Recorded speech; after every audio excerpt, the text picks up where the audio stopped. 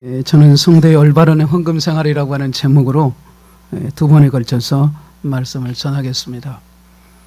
우리가 하나님을 믿고 사는 데 있어서 가장 정확하고 또 가장 중요한 훈련 중에 재정 문제입니다. 왜냐하면 우리에게 있어서 돈은 하나님과 같은 의미를 갖게 되기 때문에 그렇습니다. 예수님 잘 믿는 성도님들도 또 목회자인 저도 마찬가지입니다만 목사님들조차도 이 돈 문제가 딱 걸리게 되면 그러면 믿어지지 않을 정도로 흔들리다가 방황하면서 무너지는 그런 분들이 참 많습니다. 이것만 이 상황만 좋아지면 다시 주님께로 돌아가리라, 주님께 잘하리라. 내 마음은 그러는데 내 생각만큼 그렇게 빨리 믿음이 회복되지 않는 그런 경우들이 없잖아 있습니다. 경험하신 분들은 공감하실 것입니다. 그래서 우리 주님께서도 마태복음 6장 24절에 말씀하시기를 하나님과 재물을 겸하여 섬길 수 없다라는 사실을 말씀하셨죠. 하나님이 내 인생의 주인이시듯이 하나님이 내 지갑의 주인이시고 내 신용카드의 주인이신 것을 저와 여러분이 믿고 있습니까? 지금 내가 그렇게 하고 있건 하고 있지 못하거든 고백에 있어서는 분명한 것입니다. 여러분 그렇습니다. 성도가 바르게 재정 사용을 하고 봉헌 생활을 성경적으로 한다고 하는 것은 한 사람의 신앙생활에서 엄청난 중요한 부분입니다. 재정에 어려움이 왔을 때 하나님이 나에게 이제 진짜 믿음의 진검승부를 하게 하시구나, 이게 깨달아지면 그때부터는 두려워하지 마시고 주님이 책임져 주신다, 주님이 나를 먹이시고 입히시고 채우신다, 이걸 믿고 선포하고 맡기는 것입니다. 그것이 믿음의 모습이에요. 하나님이 복 주실 수 있도록 나의 생각부터 맡기는 것입니다. 마태복음 6장 21절을 내 보물이 있는 그곳에는 내 마음도 있느니라 말씀합니다. 내가 중요하게 여기는 것에 내 마음이 있다, 그런 말이죠. 그러니까 내가 현재 하고 있는 내 마음이 어디를 향하고 있느냐, 내 마음은 지금 어디에 사로잡혀 있는가, 가장 많이 생각하는 것이 사실은 내 마음의 현주소예요. 예수님은 유일하게 하나님만큼이나 사람의 그 영혼을 장악할 수 있는 힘이 있다는 것, 있으니 그게 뭐냐 하면 물질이에요. 그래서 우리가 가지고 있는 이 연약함, 돈이 가지고 있는 힘을 깨뜨려 보시고 하나님과 재물을 겸해 섬기지 마라고 말씀하신 것이죠. 종교학자 루터라는 분이 말하기를 지갑이 회개한 사람이 궁극적으로 회개한 사람이다 라는 말을 했습니다. 영적으로 회개했다고 했는데 지갑은 여전히 내 소유고 내 주관이기 때문에 내 마음대로 사용한다고 하는, 그렇게 생각하는 사람이 분명히 있을 수 있다는 겁니다. 앞으로 두 차례, 오늘 그리고 7월 둘째 주에 하는데 두 번 말씀을 전하는데 단순히 성도님들의 헌금 생활, 즉 이 봉헌 생활을 얘기하는 것뿐만 아니고 한국교회의 흐름을 같이 살펴보는 중요한 이 신학적 내용들을 좀 다루게 될 것입니다. 제가 이 봉헌 생활에 대해서 설교를 해야 되겠다고 생각한 것은 헌금 생활 때문에 아니에요. 목사는 영혼의 의사입니다. 여러분, 의사가 사람의 몸을 살피고 진단하고 병에 걸려있는 환자를 치료하고 건강하게 회복시켜 주듯이 마찬가지로 목사는 진정한 영혼의 의사가 되시는 예수님의 그 본을 따라서 고통받고 있는 성도들을 치유해주고 성도를 건강하게 하고 하나님께 성도를 올려드리는 자가 바로 목사입니다. 그렇기 때문에 신학이라고 하는 전문 과정을 수련하는 것이죠. 이 측면에서 보면 요즘 한국 교회 안에 밀려오는 여러 가지 신앙의 흐름이 부지불식간에 성도들을 오염시키고 잘못된 신앙관을 갖게 만들어서 성도들을 영적 절명에 빠뜨리는 만드는 그러한 사조, 즉 사상이 있습니다. 예수님이 이 사상을 크게 두 가지로 말씀을 하세요. 오직 바리새인과 사두개인의 누룩을 주의하라, 이 말씀입니다.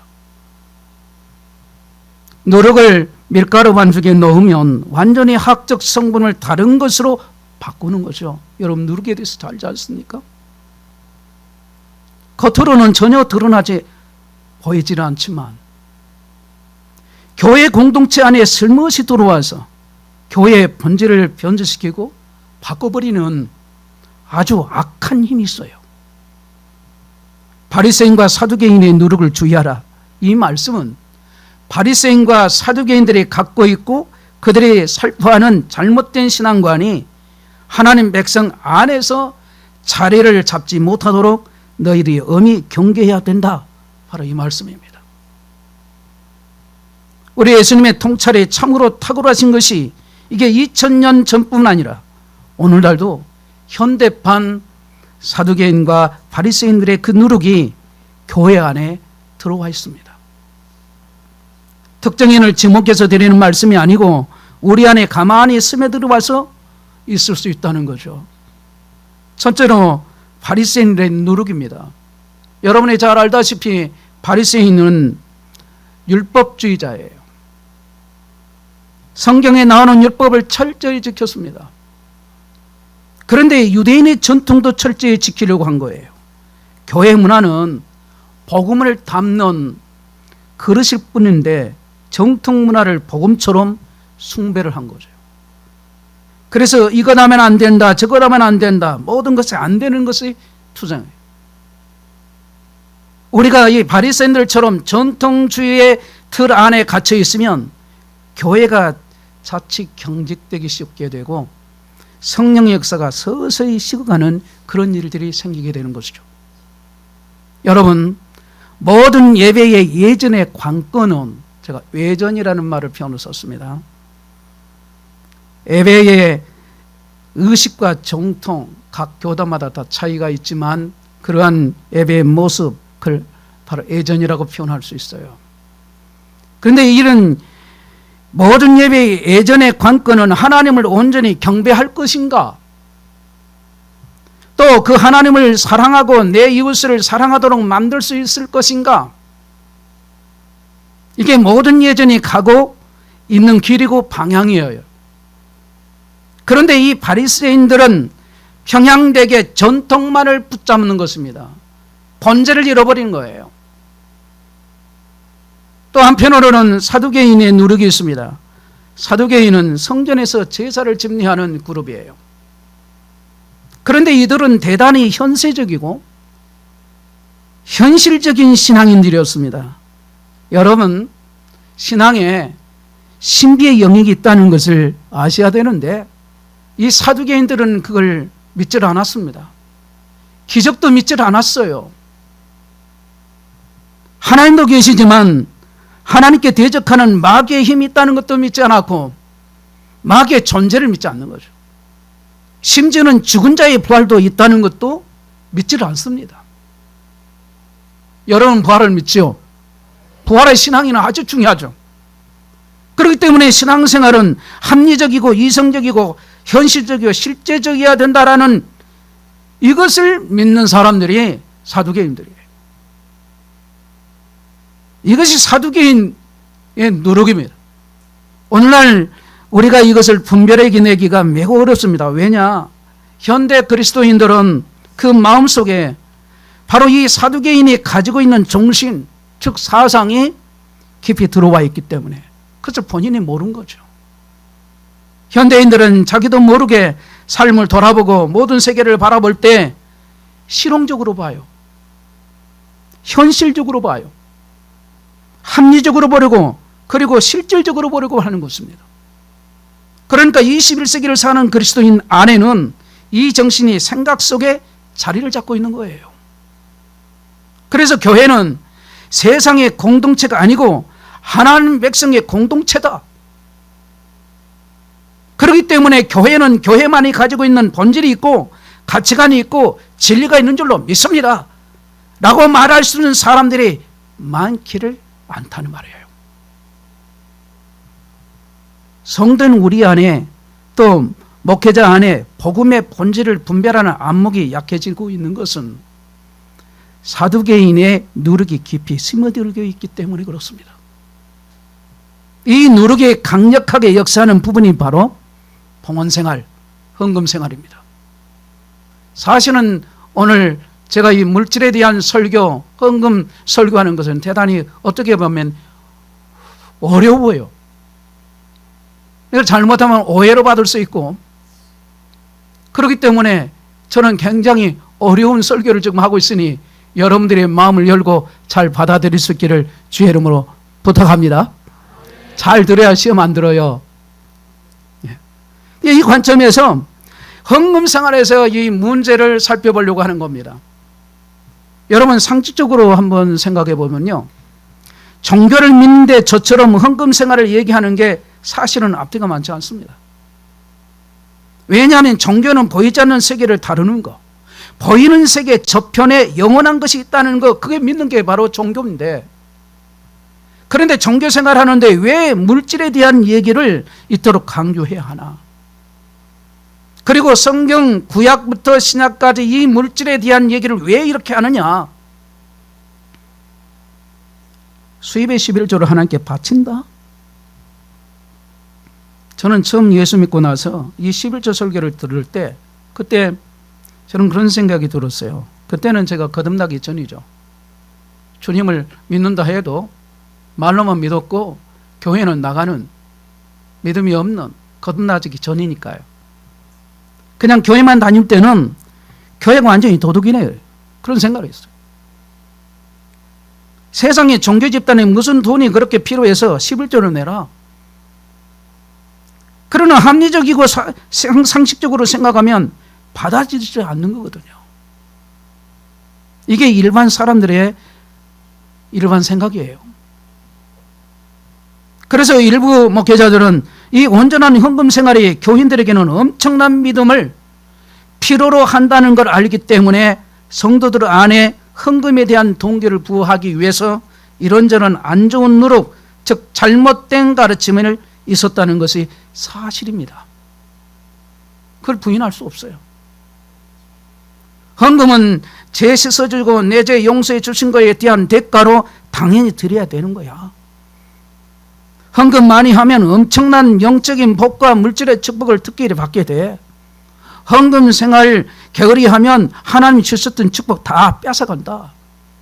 질병에 걸려서 찾아와서 결국은 돈을 다 뒤로 빠져나가는 식의 잘못된 가르침을 분명히 있었다는 것을 저는 시인합니다.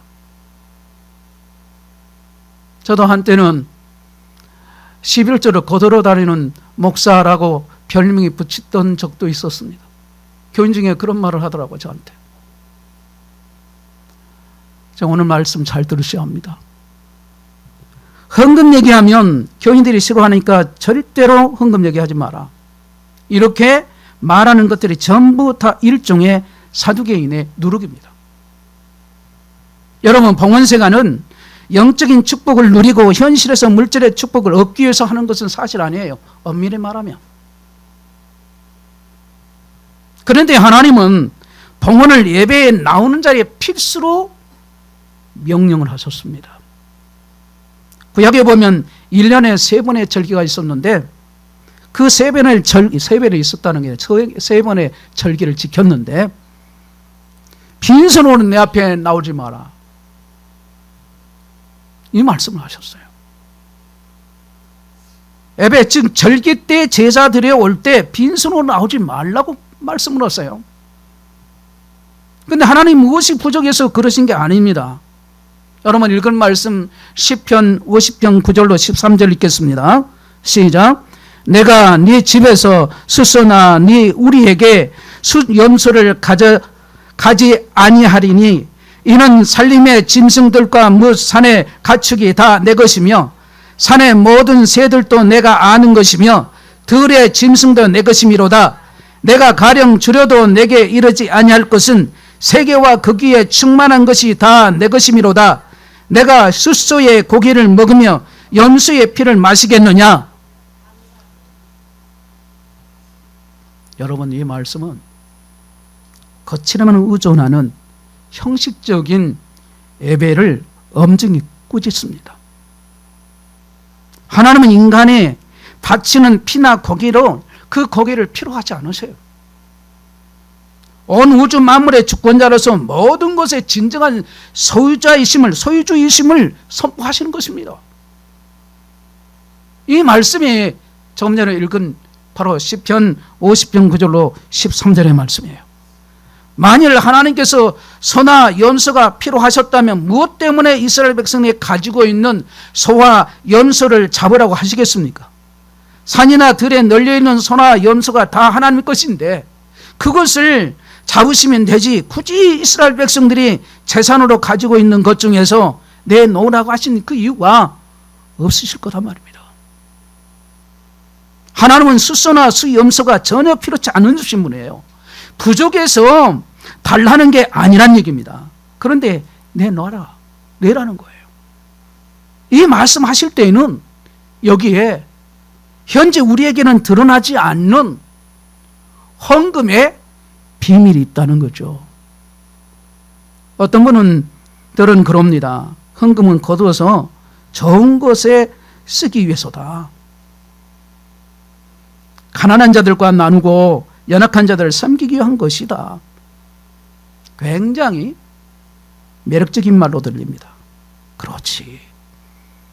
하나님이 직접 필요해서 가져가시는 거 아니니까. 결국 헌금 내서 연약한 자들을 섬기라고 내라고 하시겠구나. 좋은 일에 쓴다고 하니까. 이렇게 들으니까 헌금 생활에 좀 합리적이고 도덕적으로 앞뒤가 맞는 것처럼 들립니다. 2000년 1월달 있었던 일이에요. 서울의 한 교회 목사님이 주일 설교에서 한 달에 한 번은 헌금이 없는 주일로 지키겠다고 선포를 해서 기독교 방송이나 또 인터넷 신문에도 실린 만큼 큰 관심을 일으켰던 적이 있었습니다. 지금으로부터 10년 되는 것이거든요. 2016년도에 했으니까. 근데 그 내용을 보면 이렇습니다. 몇 가지가 있는데 그 중에 하나가 교회는 선교와 구제를 항상 교회 차원에서 하려고 하고 일반 교인들의 참여가 원천적으로 봉쇄되어 있다는 것이다. 교회는 그저 헌금을 내는 존재가 되었으며 교회가 이를 모아서 선교하는 것이라고 생각한다. 일반 교인들은 헌금을 어디에 쓸지 결정하는 일에 배제되어 있고 목사, 장로, 소수의 일꾼들이 이 일을 결정하고 진행한다. 이것이 오늘날 교회의 문제 중에 하나이다. 그렇기 때문에 우리 교회는 이제부터 헌금 없는 주일을 한 달에 한 번 정해서 교인들이 교회에 내는 헌금으로 직접 스스로 구제와 선교를 진행하도록 한다. 여러분, 반응은 보면요, 신선하다, 좋은 생각이다, 목사님 멋있어요, 이렇게 하면 정말 헌금할 맛이 나겠다 등등 많은 얘기가 올라왔습니다. 한국교회가 불투명하게 재정 사용하는 것을 꼬집고 그야말로 구제와 봉사를 위해서 교인들이 직접 쓰게 하겠다고 길을 열어줬으니까 생각이 있는 교인들에게 있어서는 통쾌한 일이 되는 거죠. 그런데 여러분, 여기에 영적인 함정이 있음을 아셔야 돼요. 봉헌은 연보가 아니에요. 봉헌은 다른 사람을 도와주기 위해서 내는 구제 연보는 다르단 말입니다. 만일 봉헌을 연보로 생각한다면 바로 그 생각이 사두개인의 노력입니다. 합리주의 정신, 실용주의 그런 정신, 도덕적으로 무장해 있는 바로 그런 정신, 그러니까 성도의 헌금 생활을 우리가 알아야 될 텐데, 그 헌금 생활을 있어서 두 가지의 정신을 갖고 있습니다. 그게 뭐냐면, 첫째가 내게 있는 모든 것은 하나님께로부터 받은 것이다. 그래서 내게 주신 그분께 마땅히 올려드리는 것은 당연한 것이다. 이것이 청지기 정신이에요. 내게 주신 물질의 주인은 하나님이시고 나는 잠시 맡은 자이다 라고 하는 것, 이것이 성경의 핵심의 재정 원칙입니다. 오늘 본문에서 말씀하잖아요. 이 모든 물건이 다 주의 손에서 왔사오니 다 주의 것이니, 모든 것이 주께로 말미암았사오니 우리가 주의 손에서 받은 것을 주께 드렸을 뿐이다. 이 고백. 내가 갖고 있는 모든 것 결국은 주께서 내게 주신 것이다. 이것이 1차적으로 말할 때는 다윗의 신앙의 고백으로 하는 얘기지만, 오늘 저와 여러분의 신앙도 이런 고백이 돼야 돼요. 하나님 주셔야 받고, 하나님 은혜가 아니면 내가 살 수 없고, 생사합을 주관하신 분이 하나님이시고, 또 하나님이 도와주셔야 내 삶이 복되고 하나님 기쁘시게 하는 삶을 살아갈 수 있다는 것이 하나님 은혜 아니냐 말이죠. 여러분, 공급해 주신 것이 다 하나님 은혜죠. 아멘. 여러분, 주신 이가 하나님이시니까 그 주신 분이 나의 주인, 내 인생의 주인, 재물의 주인도 주님이시다. 그 믿고 사는 사람이 누구냐? 예수 믿는 저와 여러분들이 해야 되는 거예요. 여러분이 이 사실을 인정하십니까? 주님이 내게 잠시 맡겨놓아 주신 것이다. 이 고백이 봉헌을 드리는 핵심 고백이에요.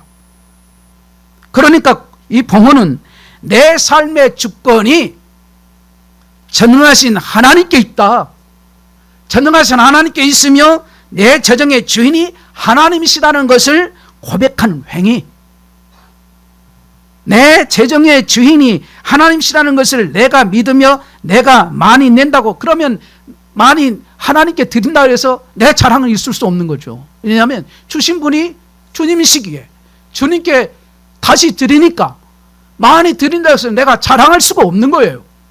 자랑하는 그 사람은 교만한 사람이죠. 오히려 많이 드리게 해주신 것에 대해서 감사할 뿐이죠. 그것이 올바른 신앙인의 자세예요. 반대로 가난하기 때문에 적게 내는 것이 대해서 부끄러울 이유가 없다는 거예요. 내가 힘껏 하는 것이면 당당하고 감사하는 겁니다. 여러분, 성경에 보면 가부에 드렸던 내는 걸 보고 예수님이 칭찬하셨어요. 이 가부는 그 가난한 중에서 자기의 모든 소유, 곧 생활비의 전부를 넣느니라. 성경은 분명하게 이렇게 말씀하세요. 여러분, 가부가 지금 생활비 전부를 넣어버리면 그러면 가부가 먹고 살 게 없잖아요.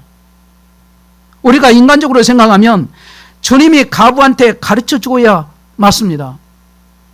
야, 네 마음은 참 개다마는 그렇게 하면 네 먹고 살 게 없잖아. 그 중에서 얼마만 떼어서 내고 나머지는 너를 위해 써도 돼. 이렇게 얘기하셔야 되는데 주님은 분명히 자기의 소유 다 내는 것이 이 가부의 이 믿음을 보시고 이렇게 내는 행위를 기뻐하신 모습을 우리가 성경을 통해서 보게 된단 말입니다. 얼마를 내느냐가 중요한 게 아니라, 순간적인 감정이 아니라 생각, 의도, 의지, 도덕적 선택이 일어나는 인격 전체의 중심, 그 속에 담겨 있는 그 마음이 훨씬 중요하다는 사실을 말해주고 있는 거예요. 그러니까 여러분 봉헌을 드릴 때 여러분의 마음이 중요하다는 걸 아셔야 돼요. 가부에 이 두렵던 드린 이 모습 속에서 알 수 있는 거예요. 존재 전체가 숙고해서 결정한 선택대로 내 재정의 주인이 하나님이시다는 걸 고백한다면요, 통째로 드리는 그 믿음도 주님이 기뻐 받으시고 이 사람이 가지고 있는 그 믿음의 분량대로 받는 것도 기뻐하실 거라는 것입니다.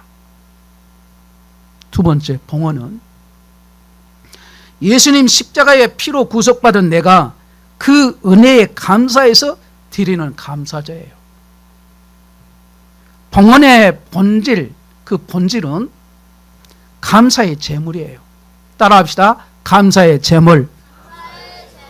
이거 드리니까 더 좋은 것 주세요. 여러분, 봉헌은 하나님과 거래가 아닙니다. 내가 이만큼 드렸으니까 이만큼 주시겠지. 제가 충격적인 일 중에 하나가, 우리 교회에 직접 있는 것이 아니고 우리 교회에서 어느 성도님이 전도를 하려고, 그냥 이미 우리 교회에 온다고 그랬던 분이에요. 그런데 이분이 잘 사는 사람입니다. 그런데 이분이 교회는 가고 싶은데 교회에 전도하고자 하는 이 성도님이 그때 일이 있어서 이분이 가까운 교회를 갔어요. 근데 가까운 교회에 갔더니 이분에 대해서 아는 분이 오라 해가지고 상담을 하면서 1억을 헌금하면 10억을 준다, 하나님이. 이게 직접 있었던 일이에요. 제가 목회 현장에서. 우리 교회에서는 제가 그런 일은 없지만 우리 교회 성도님이 직접 경험한 것을 저에게 얘기해 준 거예요. 내 귀로 직접. 그게 얼마나 마음이 아픈지 몰라요. 봉헌은 하나님과 거래가 아닙니다.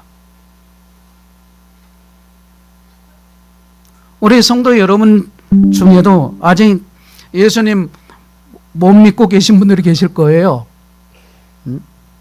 이분들은 아직 하나님이 자기의 주님이 아니시기 때문에 주님께 예물 안 드려도 돼요.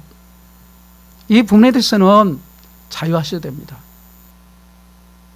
제가 지금 전도의 대상자 중에 이분도 제가 좀 알아요. 통장에 10억이 넘습니다. 현금이. 그럼 이제 11조 하려고 생각하니까 교회를 못 나온 것이요. 지금 우리 교회에 실제로 전도를 지금 계속 우리 권사님들, 집사님들 막 계속 전도, 뭐 저도 만나면, 그럼 우리 교회 오고 싶다 그래요, 실제로. 아파서 신방도 가고, 기도 되지만 아멘 하고, 그래요. 그런 딱 걸린 게 이게 물질 문제예요. 그러지 마시라 그랬어요. 반면에 예수님을 내 인생의 구주로 믿는다. 그러면 그분은 드려야 하는 것에 마땅합니다. 죄 허물로 죽은 나를 하나님이 구원해 주셨으니까 점점 주님 닮아가시고 점점 주님 사랑하게 해주시고 사람답게 살게 해주시고 천국 소망 갖게 해주시고 그렇게 살게 해주시고 영생을 내게 주셨어요. 그리고 이 놀라운 은혜 너무너무 감사해서 내 자신을 온전히 하나님께 드리고 싶은 거예요. 그러면 이분은 드리게 되는 거예요. 넘어서 12장에 보면 너희 몸을 하나님이 기뻐하시는 거룩한 산제물로 드리라. 이것이 너희가 드릴 영적 예배니라 그랬습니다. 예배의 본질을 얘기하는데, 예배의 본질은 내 몸, 내 존재, 내 영혼 자체를 통째로 하나님께 올려드리는 거예요. 그런데 그렇게 내 존재를 드리는 상징적인 행위가 뭐냐면 바로 이 봉헌입니다. 봉헌 속에는 그냥 물질만이 올라가는 게 아니라 내 존재가 거기에 실려서 올라가는 것을 여러분들이 아셔야 돼요. 옛날 어른들은요, 헌금을 하실 때 다림질해 가지고 다려서, 그러니까 구겨진 돈이 있으면 그 돈을 새 것으로 바뀌지 못할 경우에는 구겨지는 그 돈을 다림질 해가지고 다 바닥에 해가지고 가지고 와서 하나님께 드려요. 실용주의적인 관점에서 보면 구겨진 돈하고 새 돈하고 가치가 다릅니까? 새 돈이 뭐 2배의 가치가 있는 것도 아니잖아요. 실용적인 관점에서 보면 구겨진 돈이나 뭐 새 돈이나 아무 차이가 없어요. 근데 옛날 어른들은 그게 달리 봤어요. 이거 뭡니까? 그 돈 속에 내 존재가 들어가는 거예요. 펴서 새 걸로 드릴 때 하나님께 새 마음을 드리는 거예요. 내 마음을 말합니다. 근데 어느 순간부터 이 헌금의 참된 의미를 다 놓쳐버려요. 우리가 놓친 부분이 또 있는데, 헌금 봉투에 담아서 드리든 또 혹은 온라인으로 헌금을 하시든 간에 조심할 게 있습니다. 온라인으로 하면 간편합니다. 편해요. 그런데 우리가 봉헌은 물질이 옮겨가는 것이지 이 물질 속에 내 마음이 옮겨간다, 들어간다라고 생각하지 못하는 거예요. 그러니까 나를 담아서 드리는 행위가 봉헌인 것을 잊지 말고 앞으로 이 마음이 있어야 하는 거예요. 마음으로. 이런 봉헌의 참된 의미를 생각해 본다면 여러분 오늘 말씀을 듣는 이 순간부터는 온라인으로 어쩔 수 없이 예배를 드리라도 편리해서 그렇지, 봉헌은 교회 예배당에 나와서 예배 드릴 때 그때 하는 것이 맞는 거예요. 예배 드릴 때 여러분 마음만 옵니까? 몸이 같이 와야 돼요. 몸도 오고 마음도 있어요. 몸은 왔는데 딴 생각을 하면 그분은 지금 하나님께 예배야 잘못한 거죠. 여러분 코로나 있을 때 어른들 몇 분이 말을 쓰고 어느 날 교회에 나타나길래 왜 교회에 왔어요? 그래서 내가 참 이렇게 말해서는 안 되는데 말이죠. 왜 교회에 왔었냐고 물어보면 되겠어요. 아이고 잘 왔습니다. 날마다 기도해 하시죠. 이렇게 해야 되는데 왜 교회에 오셨냐고. 제가 그렇게 말하는. 나 지금도 부끄럽게 짝이 없어요. 그러더니 목사님 주님한테 애물 드릴 때가 되어서 갖고 나왔어요. 아 멋진 분이래요. 여러분 우리 그런 분들이 우리 교인들이에요. 할렐루야. 아멘. 그랬더니 그 모습을 보고 정말 하나님 기뻐하시겠다. 하나님이 그 마음을 받으시겠다. 저도 감동이 되는데 하나님께서 그 마음 봐주시죠. 그래서 예배학적으로 보면 이 봉헌은 예배의 꽃이고 믿음의 절정이자 예배의 완성을 의미하는 거예요. 봉헌을 통해서 내 존재와 내 영혼이 온전히 하나님께 드려지는 순간이다. 그리고 하나님이 단순히 물질을 받으신 게 아니라 그 속에 담겨있는 나의 존재를 통째로 말합니다. 전체로 통째로 받아주신다. 이것은 영적인 신비입니다. 하나님 안에 계신 지성소 안에 내 존재가 들이는 순간 바로죠. 봉헌의 본래 이 본질적인 영적인 의미가 이렇다면 어떻게 이 봉헌을 감히 생략할 생각을 하겠습니까? 이 헌금이 이렇게 쓰여져야 되는데라는 조건을 달 수가 없어요. 물론 목적 헌금을 이렇게 성도들 하잖아요. 성령의 감동 따라서 누구를 돕고 싶은 마음으로 영보적 성격의 헌금은 예외입니다. 그러나 여러분이 드리는 헌금을 가지고 조건을 따라서 내 마음대로 이렇게 해라 저렇게 해라 할 수는 없어요. 일단은 봉헌을 드릴 때는 그 마음 자세는 있어야 돼요. 현대 교인들 중에서 교회 생활하다가 교회가 헌금 막 함부로 쓰니까 그게 싫다고 헌금 생활을 안 하는 그런 성들도 의외로 많습니다. 제가 다다음 주에 헌금 사용의 바른 용도를 깊게 말씀을 전할 것입니다. 그럼에도 미리 말씀드린 것은 내가 하나님께 드리는 마음과 이것이 어떻게 사용될 것인가는 전혀 다른 차원이라는 것을 아셔야 돼요. 빈집은 나는 주신 그분께 다만 돌려줄 뿐이다. 그래서 이 봉헌을 드릴 때 정갈하게 준비한 봉투 안에 정갈하게 내 마음이 들어가 있는 애물, 많든 적든 넣어 드릴 때 그때 내 존재도 산제사가 돼서 주님께 드려지고 있는 겁니다. 그래서 제가 이 봉헌 가르칠 때 봉투에다 감사의 애물을 쓸 때 감사헌금 할 때 감사헌금 봉투에다가 한 주간의 삶을 살았던 기저 제목을 거기다가 그 감사했던 것을 전부 쓰라. 쓰시고 그 다음에 기도 제목도 쓰라. 그리고 본인 제가 목사잖아요. 각봉 목사 자기 직분을 쓰고 이름을 써라. 그렇게까지 구체적으로 얘기를 해요. 심지어는 일 전문제 헌금 그거를 지금 이제 통장으로 하죠. 그거를 하나씩 하나씩 가르치면서 물질을 그냥 오라고 하지 않았기 때문에 교회 올 때 물질을 들을 때 내 마음이 거기에 가니까 반드시 액수에 관계하지 말고 자기의 기도의 소원 기도 제목을 쓰고 그 다음에 기도를 하라고 그를 가르칩니다. 왜 이럴까요?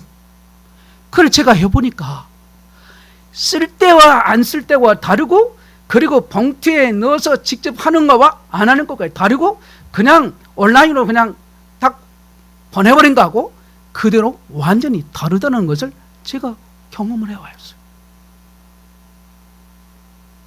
여러분, 내 존재도 다시 반복합니다. 물질을 예물을 많든 적든 넣어 드릴 때 그때 내 존재도 산 제사가 돼서 주님께 드려지고 있는데, 바로 이때부터 예배는 시작되는 것이고, 바로 이 시작이 예배의 근접탑이라 표현할 수 있는 거예요. 꽂히고. 그래서 이 순간에도 세상도 눈에 보이는 이 교회도 간 곳 없고 나와 구속하신 주만 보이는 거예요. 오늘날 우리의 문제가 뭐냐? 예배의 대상이 되시고 예배의 주인이 되시는 하나님을 교회가 잃어버린 거예요. 하나님을 내 마음속에 잃어버리니까 예수님 영접하면 내 마음에 계신다고 말하지만 실제적으로는 그 마음과 말한 것과는 전혀 다르게 삶을 살아요. 내 마음에 계신 하나님이 계신다고 했는데, 내 마음에 계신 하나님은 계신다는데 내가 함부로 싸우고 함부로 말하고 함부로 다투고 함부로 화내고 분노하는, 짜증내고, 그런 삶을 청산해야 되지 않겠냐 말이에요.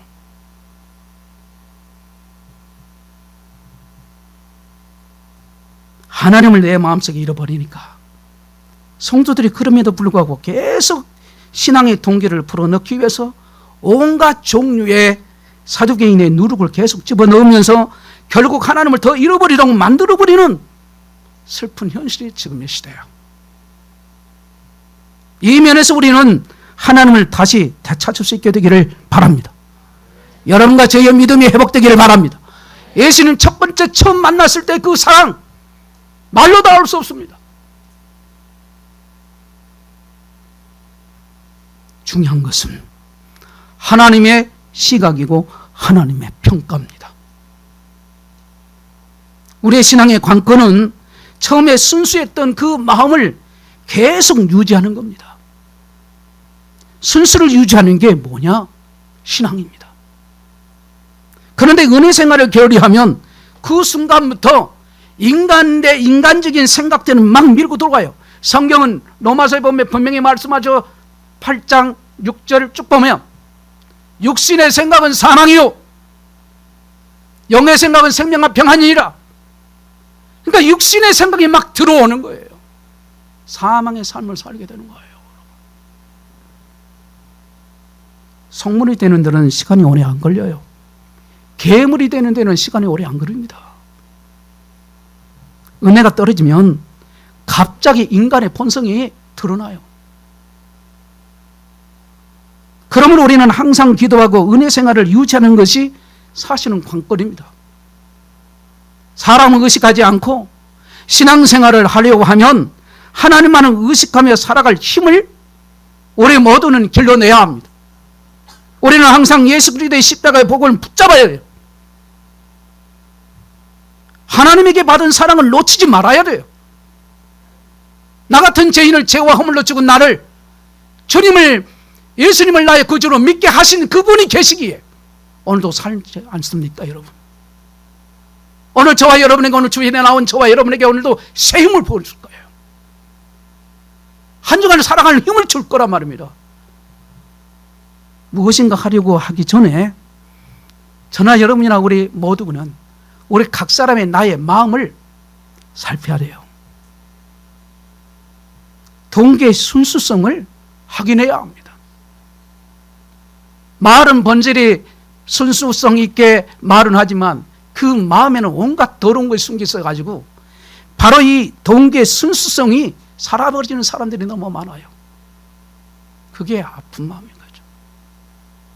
그걸 내가 숨기려 해도 성령 하나님은 다 알고 계시단 말이에요. 오늘 이 자리에 온 여러분의 마음을 누가 제일 잘 아시겠습니까? 누가 예배자라고 하시겠습니까? 저와 여러분은 평생 예배자인데, 다시 반복합니다. 동기의 순서성을 확인하셔야 돼요. 거기에 대한 확실한 답을 얻지 못하면 어떤 일이든 멈춰야 돼요. 신앙은 하나님과의 관계에서 달려 있습니다. 하나님과 1대1 관계가 깊어지지 않으면 사람들을 의식하게 되고 그 신앙은 잘못된 도로 돌변해요. 잘못 가요. 방향이 틀어져 버리는 겁니다. 우리의 시선이 예수 그리스도에게서 떠나 사람들로부터 만족을 얻고자 하면 그 신앙은 병들고 있는 거예요. 그런데 안타까운 것은 내 신앙은 최고고 내 신앙은 바르고, 그런데 내 신앙은 변절되고 내 신앙은 병들어 있는 것을 모르는 시대가 지금 이 시대예요. 어쩌면 저와 여러분의 모습일 수도 있어요. 목사인 저도 말입니다. 애가 아니에요. 여러분, 끝까지 신앙의 순수성을 유지할 수 있기를 주의 이름으로 축원합니다. 내가 지나간 자리에 예수 그리스도의 십자가만 남는 은혜가 있기를 바랍니다. 헛된 영광 구하지 말고 하나님의 인정으로 충분한 인생 되기를 주의 이름으로 축원합니다. 봉헌 생활의 비밀, 이 신앙의 신비, 온전히 깨달아서 영원하신 그분 앞에 경배하고 예배 자리에 들어올 때마다 마치는 순간까지 전심으로 주를 향한 참된 예배가 될 수 있기를 간절히 기도합니다. 우리 다 같이 역대상 26장 본문 16절 다 같이 읽고 마치겠습니다. 역대상 29장 16절입니다. 시작. 우리 하나님 여호와여, 우리가 주의 거룩한 이름을 위하여 성전을 건축하려고 미리 저축한 이 모든 물건이 다 주의 손에서 왔사오니 다 주의 것이니. 아멘. 이 모든 물건이 다 주의 손에서 왔사오니 다 주의 것이니. 기도하겠습니다.